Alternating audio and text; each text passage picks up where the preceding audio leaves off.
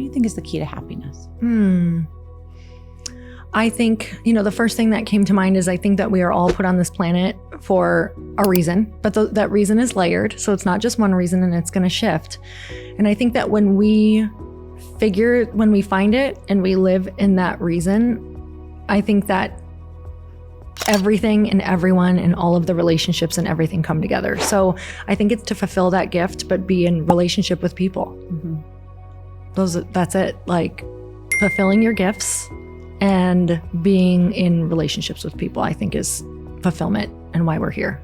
There was an 85-year multi-generational study done by Harvard on happiness. And they found that the greatest predictor of happiness over all other things were relationships.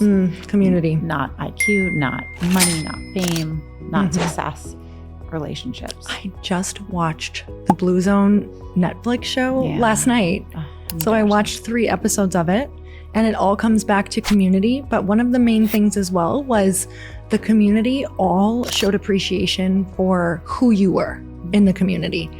And so it's community, but it's also, I really want to stress, like finding the right community who appreciates you just for who you are, like for what you bring to the table. Because we've all been very lonely in relationships before.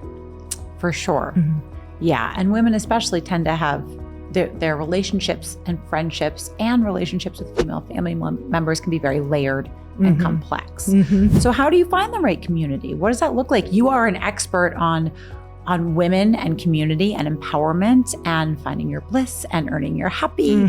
And so we're going to go to the home stretch with all of the things that you do today. But how do you identify for women who just feel like women are always screwing me over and women are two-faced or women judge me or women are in cliques and I feel like I'm on the outside?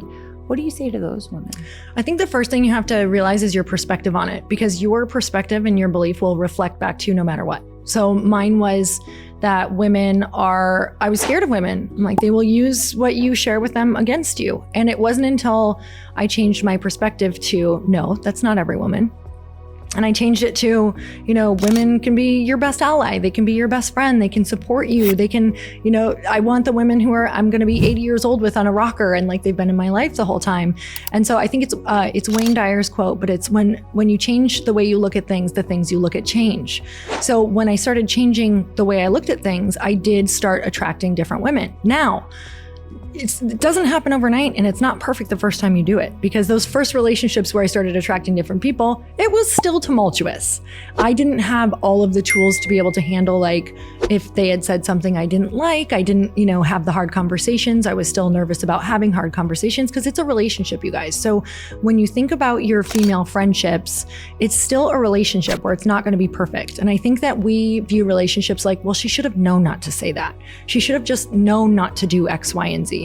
That's not how it is. We're all from different backgrounds. And I think a lot of women view that as disposable. Like the second you hurt me, I'm done with you. Like you should have just known not to hurt me, And the thing is, maybe you have been from a family who has never thought about whether it hurts you or not. So you'd never even thought of that.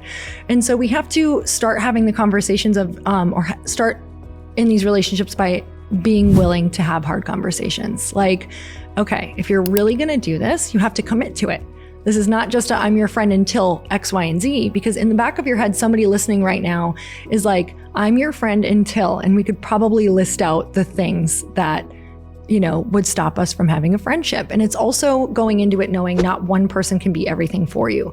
So when I was first starting out trying to find these relationships, because mind you, I went from like 0 to trying to find girlfriends. I was like, well, she's got to work out. She's got to believe this. She's got to like this. She's got to be adventurous. She's got to like fitness. She's got to whatever.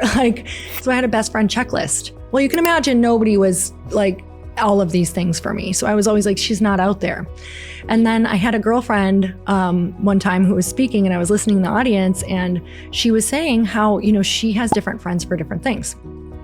And so she would say, I've got my fashion friend who I wouldn't do business with her at all ever, but I always look to her for her outfit inspiration. And I'm going to go talk to her and we're going to talk about this and be really shallow and look on these websites and blah, blah, blah. And then I have my, my adventure friend. And then I have my business friends, because a lot of my business friends aren't going to be the ones I vacation with, but I love to go and mastermind with them. And it's like everything fell into place for me after that. So I think the first step is the open-mindedness of you're really just looking to collect people.